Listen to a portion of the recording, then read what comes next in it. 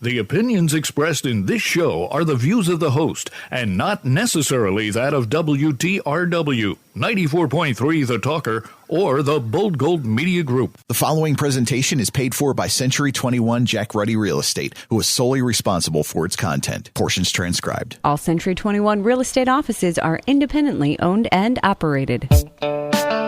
This is the Real Estate Roundtable with Century 21 Jack Ruddy Real Estate on 94.3 The Talker. Good morning. I'm Jackie Ruddy, broker, and with my husband, fellow realtor, Pat Devaney. How are you? Oh, you beat me to it. I was Once at the again, same time. yes, I guess I owe you a soda or something. Huh? Very good today. How about you? I'm doing great. All right. We're with Margot McDonald, president and co-owner of 1031 Corp. How are you? I'm great. Thank you. Calling in from Collegeville, PA. Thank you for joining us again this week. That's in the middle of the state, right? That's in the southwest.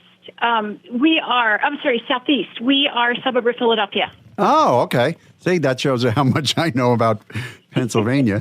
We're here every Saturday at 11 a.m., Sunday at 11:30 a.m., where we review many real estate topics.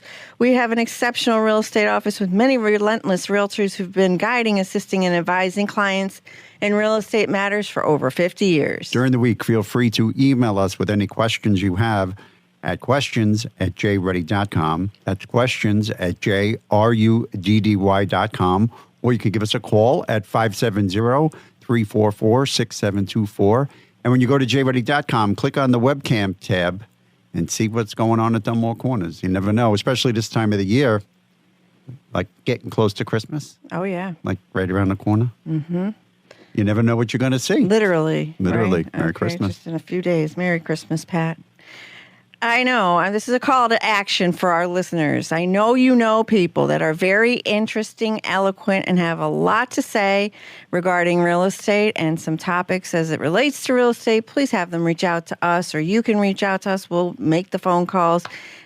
Email us at info@jruddy.com.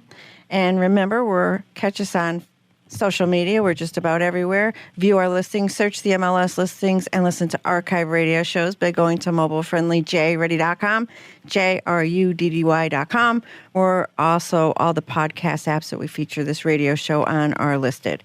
Okay, Margot McDonald, president and one of the owners of 1031 Corp. You're based in Collegeville, Pennsylvania. Which is not in the middle of the state. It's down by Philadelphia. But you can do a 1031 exchange, and that's what we've been talking about last week, and that's what we're going to continue to talk about today. You've been doing it 31 years. You can do a 1031 exchange for anyone in this country, in the United States of America, correct? Yes, that is correct. All right. And last week you told us about who you are and what you do, and so once again, how long have you been doing 1031 exchanges, and how long has your company been around, please?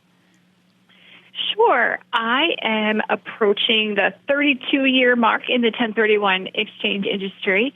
I love the ability to help investors defer gain and use this as a powerful tool. And our company, 1031 Corp, will celebrate our 35th birthday, I guess you want to call it, the first week of January. So coming up really quickly. Oh, wow. And all we do is facilitate 1031 exchanges. And as you said, across the country, it doesn't matter where you are. In the few states that have licensing requirements, we far exceed all the requirements of those states. And really do work with investors in all 50 states. And how many do you have employees at your company? We have 15 members on our exchange team, and then we have another 8 or so who are on the admin side. That's everything from helping to move exchange funds to acquire the replacement property, setting up new bank accounts to hold the exchange funds. Of course, the team that reconciles those accounts daily, and then we have a marketing team and our HR team. All right, so it's sizable, and I'm sure everybody... It is. Yeah, very good. And so you're experienced and knowledgeable in this department. A lot of misunderstanding out there regarding 1031 exchanges, but just a brief recap of what we talked about last week. 1031s can be a wealth building tool, and a lot of people use it as such, deferring capital gain taxes, and that creates more purchasing power for the next investment. compounding and leveraging can grow wealth faster through reinvestment. And you could trade. It's a like-kind exchange. We'll talk about that in a second. We'll recap that definition. And powerful portfolio growth without liquidation. And it can help with estate planning and generational wealth transfer.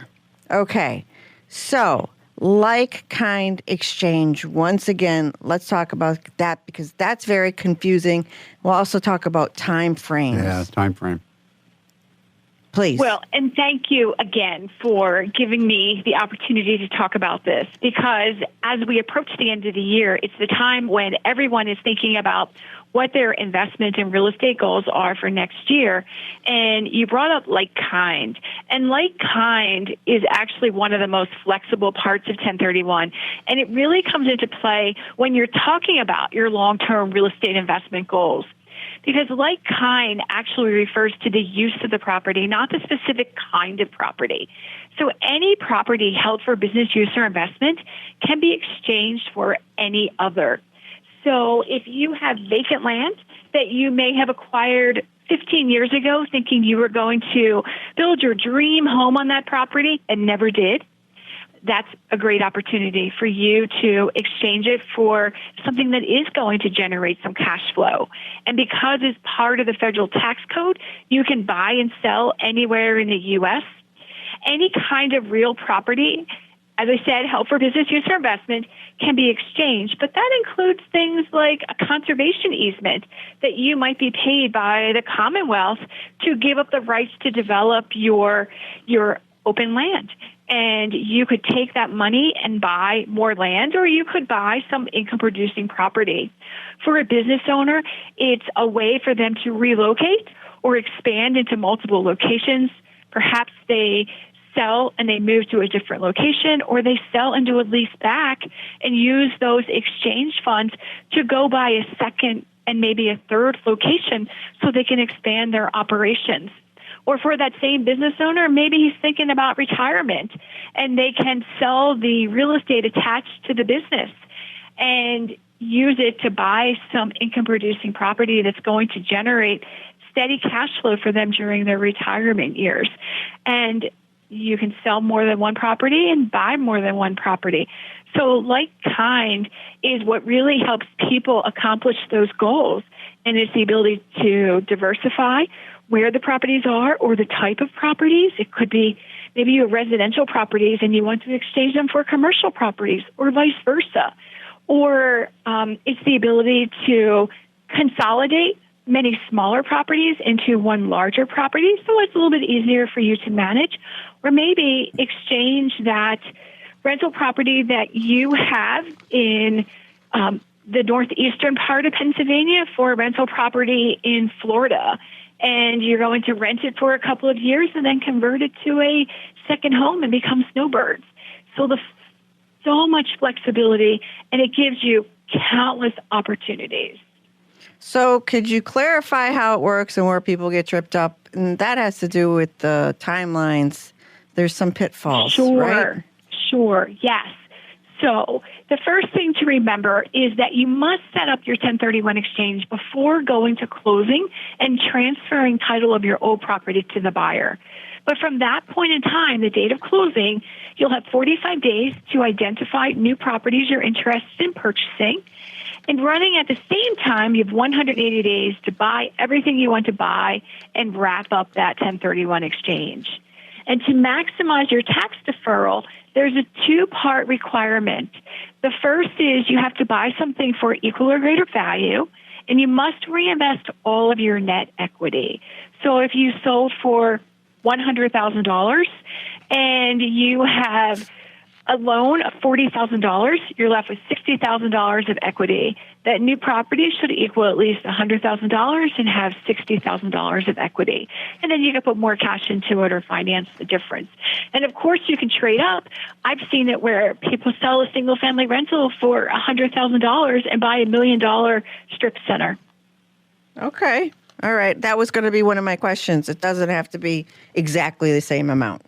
But you can buy. No. It can't be less, but it could be more? Right. And if it is less, you actually just pay tax on the difference. So if you sold that property for $100,000 and you wanted to put $10,000 in your pocket, then you would pay tax on $10,000. Okay.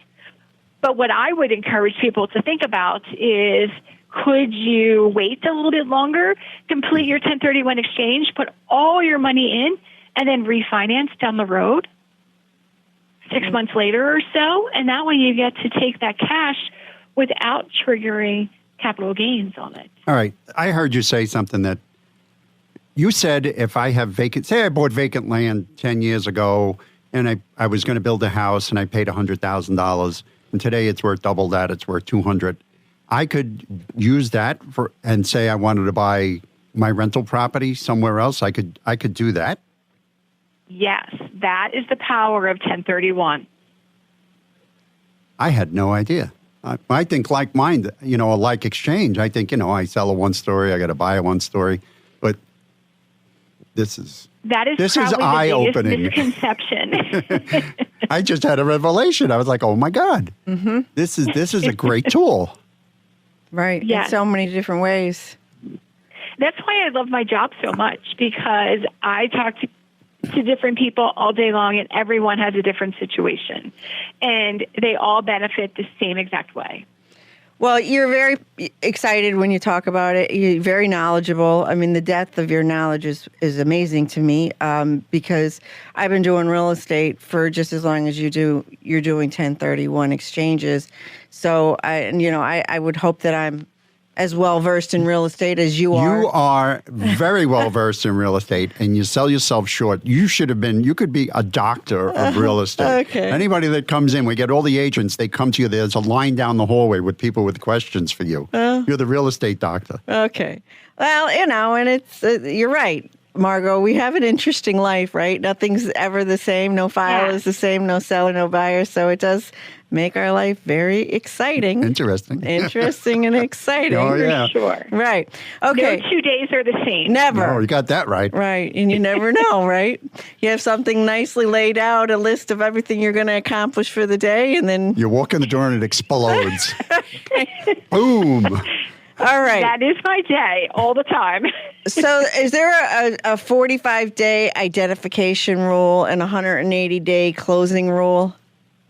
There's not. Well, they're just the deadlines to wrap up. When it comes to identifying, you have to identify properties you're interested in acquiring, and there are a few different rules.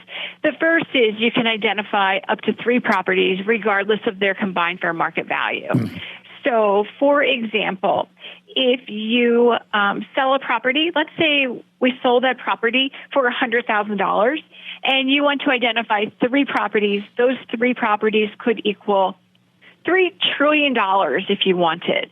And there's nothing that says any of them have to be under agreement of sale, but you have been in this business a really long time, and it's still a very competitive marketplace. So the best advice we can give any client is to get the properties they're interested in under contract before the end of the 45 days. That way they feel pretty confident that they can buy something that was identified, because unless they buy something that was identified, it's not going to work. If they want to identify four or more, then all 4 or more cannot equal more than twice or 200% the value of the old property. So this is where it kind of stinks, because if you sold a property for just $100,000, then you're capped at $200,000 total if you want to identify 4 or more properties. So that's why the 3 property rule is the one that is most frequently used. If you sold a property for $1 million or $2 million, it's not as hard to meet the 200% rule. But if you've sold a property that's fairly low in value, it does become a little bit more complicated. But anything you actually buy in the first 45 days is automatically identified, and you don't have to formally identify it. But if you're going to identify more, you're going to get counted in your calculations. Margot, why can't an investor just handle their own funds? Why do they need a qualified intermediary? The rules require or provide a safe harbor for the use of the qualified intermediary. And what it means is, generally, if you follow the rules, the IRS doesn't attack the transaction. And the safe harbor is one of, or the use of the qualified intermediary is one of the best safe harbors in the regulations. But the qualified intermediary, in order to be qualified, cannot be an agent of the exchanger. In the last 2 years, we cannot have acted as the real estate professional, their attorney, their accountant, financial advisor. We can't be a close relative, an employer, or partner. So we are truly an independent party, someone they have no influence over. And as the qualified intermediary, we do a number of different things. One is we prepare all the necessary exchange documentation. That includes the exchange agreement, a notification to the buyer of the old property and the seller of the new property that the exchanger is doing an exchange, and that we're also going to hold their exchange funds. So we'll create a brand new bank account with their name and their social security number or their EIN number attached to it. So I always talk about that as being in the direct deposit for the replacement property. That money is sitting there. It's just waiting for a request for an earnest money deposit and then to transfer the funds to the closing agent handling the purchase. It's an interest-bearing account. We set all of our accounts up. Every exchange has a new account, and it has both all the parties to the transaction are named on that account. It has 100% FDIC insurance available. So if they have an account that's, let's say, $2 million, it's well over the $250,000 of FDIC insurance. But we could use what's called an insured cash sweep that makes sure that every cent has 100% FDIC insurance on it. We can use what's called a qualified escrow account, which is a three-party agreement between 1031 Corp., our bank, and the exchanger. So that prevents 1031 Corp. From actually having the ability to move any money. Any money movement is based on written authorization from the exchanger, and the qualified intermediary and the bank actually moves the money. As a qualified intermediary, we keep our clients aware of all the timelines in the 1031 exchange.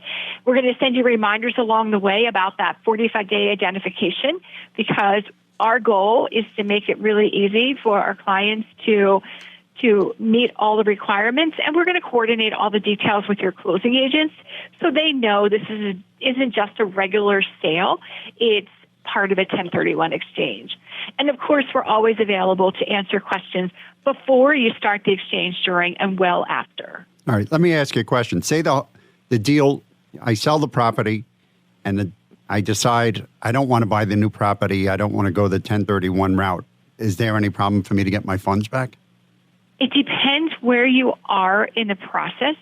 So the way the rules are written, there's only certain times the funds can be released. One is after the 45 days. If you identify one property and you buy that one property and you still have $5 left in your account, there's nothing else you could do. You did not identify anything else, so we just released those $5. Okay. If you identified two properties and you bought one of them and you still have money left in your account and decide, I don't want to buy the other one, and you still have $5. It could be $5. It could be $5 million, depending on the exchange. Then we have to wait until the end of the 180 days.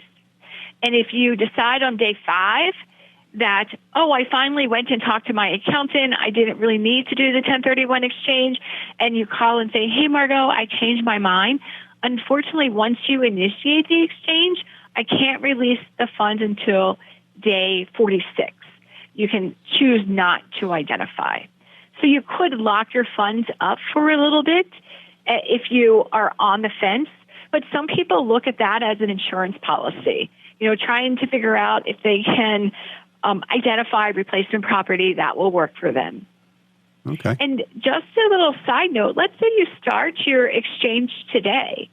Your 45th day will be 45 days from now, it'll be the middle, or I guess beginning of February, mid-February. And but because you started the exchange in 2025, you have to put it on your 2025 tax return. So if you look around and you can't find any property and you don't identify, and you can prove that you've looked around and you've tried to find something that was suitable, then you could actually report this sale transaction as an installment sale on your 2025 tax return, and then defer the gain until your 2026 tax return, because the funds wouldn't be released to you until the next tax year. Okay. So wow, we need an expert. I need an expert. Has a little bit of benefits. Man, is your head spinning? Mine is. Thank God we have an expert. Right. Margot McDonald, president of 1031 Corp. How does someone get in touch with you, please? Someone could call 800-828-1031, or they could visit 1031corp.com. Thank you. I'd like to say hello to our fine friends at St. Francis of Assisi Kitchen in downtown Scranton, Chef Selena, Chef Mo, Rob Williams, and the volunteers that we worked with, Tom and his wife, and Joe, and all the wonderful people there. Thank you for what you do every day and volunteering down there. It was a great day we spent with you, and I just wanted to say thank you and hope you have a wonderful Christmas. Pat, would you like to review a listing? Yes, we have. This is a beautiful home. We have an amazing 5-bedroom, 4-bath home at 1002 Pheasant Run Road in South Abington Township for $469,000.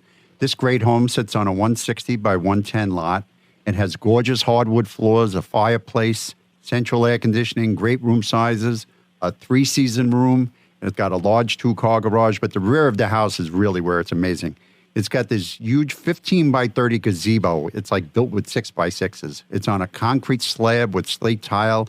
It's got ceiling fans. It also has a whole house generator. All of this is in the desirable Abington Heights School District.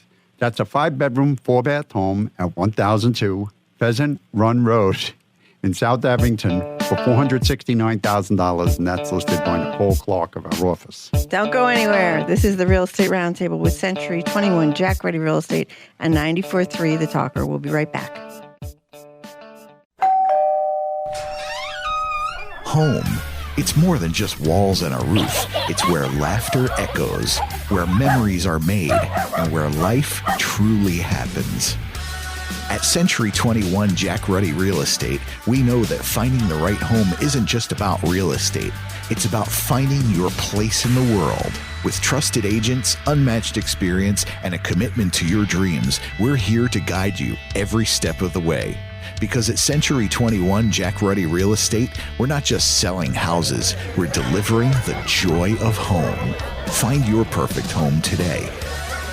Call 570-344-6724 or go to jruddy.com.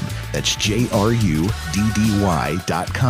Century 21 Jack Ruddy Real Estate. Dream big. Move boldly. Each Century 21 office is independently owned and operated. Welcome back to the Real Estate Roundtable with Century 21 Jack Ruddy Real Estate and 94.3 The Talker. I'm Jackie Ruddy, broker, and with Pat Savani, my husband, fellow realtor. And we're getting educated. We're back with Margot McDonald, president of 1031 Corp, calling in from Collegeville, PA. Thank you so much for all this information. This is fantastic, powerful stuff. I want to ask you a couple more questions before the end of the show. Are investors still using 1031s as much in today's market? Yes, they are using exchanges. We see an increase every year in the number of transactions. I think part of that is because they're learning, more people are learning about 1031s and realizing this opportunity is available to them. Well, it's not quite as many exchanges as we did in 2021 when the market was a little crazy, but it is every year growing, and over the last 6 or 7 years, we've had almost 100% increase in the number of transactions. Wow, all right. That's great. And is there anything that's happening legislatively, like potential changes or any kind of threats that we have to be aware of in terms of 1031 tax benefits? Okay, good. No, we are a creature of the tax code, and yes, we could be wiped out with a swipe of a pen. But right now, we're actually in a really good position where members on both sides of the aisle realize how important 1031 is in their state or their district.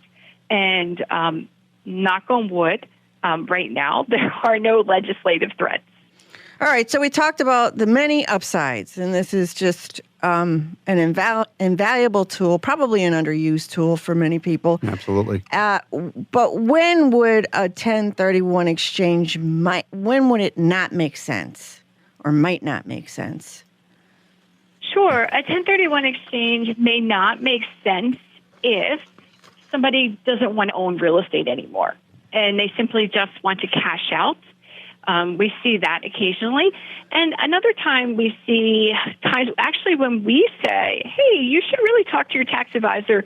This may not make sense. And that's when they want to trade down so much that there are no real tax benefits to doing the 1031 exchange. But there are usually the times when we see people not doing a 1031 exchange, or if you cannot find any property, because there's no reason to buy something that doesn't make sense just to not pay the tax. You should buy something because it's a great property, because it's going to have good cash flow for you, and it meets all of your investment objectives. Okay. You have about a minute left. Anything that you haven't said in the last today's show or last weekend's show that you really want to make a point of saying? What is it you wished everybody knew that they don't know, maybe? I think that 1031 exchanges are much easier than most people think they are. And I encourage anyone who is selling any type of business use or investment property to at least talk to their tax advisor and learn more about what the tax consequences are of the sale so that they are empowered to look at 1031 and make an informed decision about whether or not it makes sense for you. Very good. And always consult tax and legal professionals before starting, I would say. We say that all the time to our clients. Plan ahead. Don't wait until after your sale to explore the 1031 options. Have a strategy that aligns with long-term investment goals, and identify, and this is where Margot McDonald comes in, identify a strong intermediary partner early. Yes, that's exactly right. And people talk to us sometimes for months or even years before they actually pull the trigger. And we're always happy to answer all of those questions. Margot McDonald, president and one of the owners of 1031 Corp. In Collegeville, PA. You do 1031 exchanges all around the country. How does someone get in touch with you, please?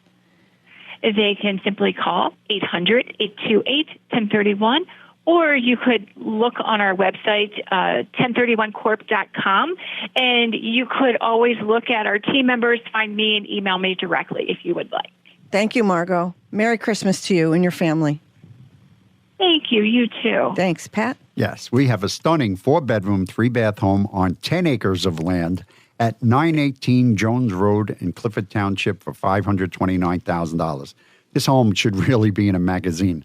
It's got a large kitchen with granite countertops. It has great views, a fireplace. It's got new Life Pro wood flooring. The master bedroom has a walk-in closet and a jacuzzi in the bath. The home has been freshly painted. It's got a built-in 2-car garage. All of this on 10 acres, only 10 minutes from Elk Mountain. Oh, and it also has a barn.